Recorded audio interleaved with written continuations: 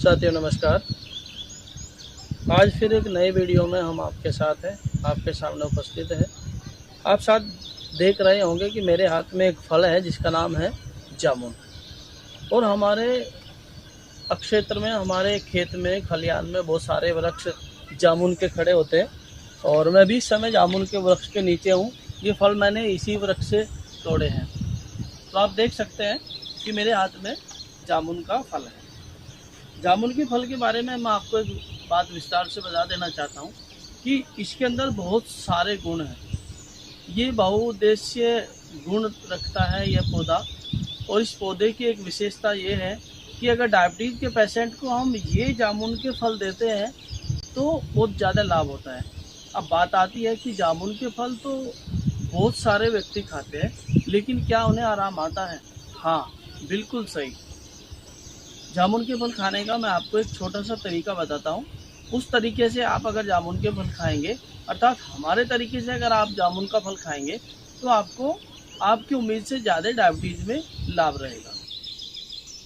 थोड़ा सा पाउडर जैसे नमक मिला के खाते हैं, जामुन के इस फल पर गुड़ मार का पाउडर डालकर अगर हम खाएंगे तो हमें डायबिटीज़ में बहुत अच्छा रेस्पॉन्स आएगा।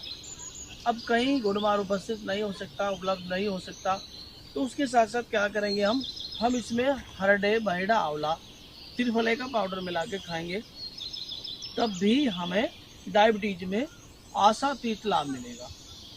अब बात आती है कि कुछ लोग ऐसे हैं जिन्हें त्रिफला उपलब्ध नहीं हो सकता। नहीं, ऐसा नहीं है।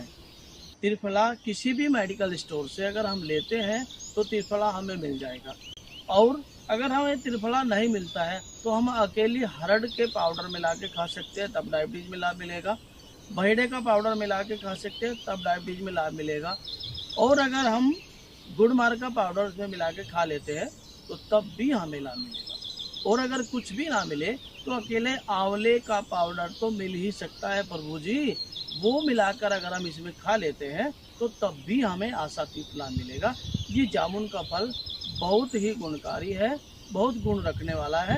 आप देख रहे होंगे जामुन के वृक्ष कितना भरपूर लहरा रहा है, जामुन के फल लगे हुए हैं। तो इन फलों के साथ साथ क्यों न हम अपने स्वास्थ्य के प्रति जागरूक रहे और इस फल से हम अपने स्वास्थ्य को ठीक कर सकें।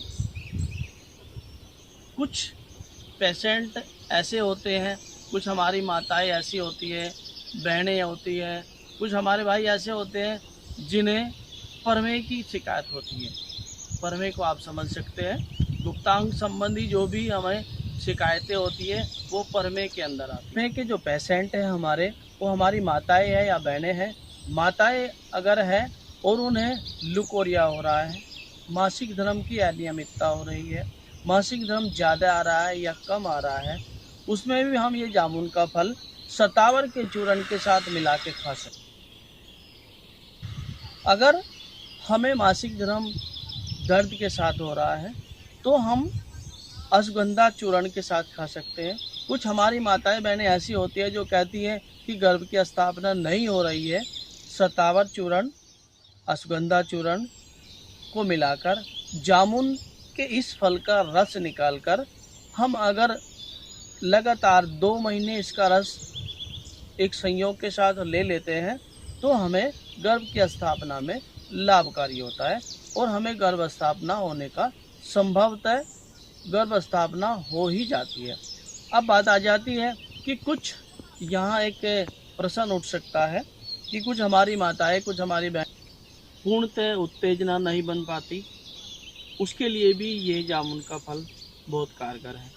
जामुन के 8 से 10 फल ले लीजिए, उनका रस निकाल लीजिए, उसमें हम अश्वगंधा, सतावर, जावित्री, कोच बीज का समभाग लेकर मिला सकते हैं। अब आप कहेंगे कि आखिर कितना ले? 10 से 15 जब जामुन हम ले लेंगे तो उसमें से 10 से लेते हैं जामुन का, तो उसमें हम अश्वगंधा, सतावर, जावित्री, ये सबका एक योग बनाकर सुबह शाम हम ले लेंगे। सुबह खाली पेट लेंगे और शाम को भोजन करने से 1 घंटा पूर्व हम उसको ले लेंगे। लगातार अगर हमारे भाई इसको 1 महीना ले लेते हैं तो परमेय संबंधी कोई भी समस्या उनके जीवन में नहीं रहेंगी। आज के वीडियो स्पेशल आपके लिए। कृपया हमारा ध्यान रखिए, हमारे चैनल को सब्सक्राइब कीजिए, हमें लाइक और फॉलो करिए। आपका धन्यवाद।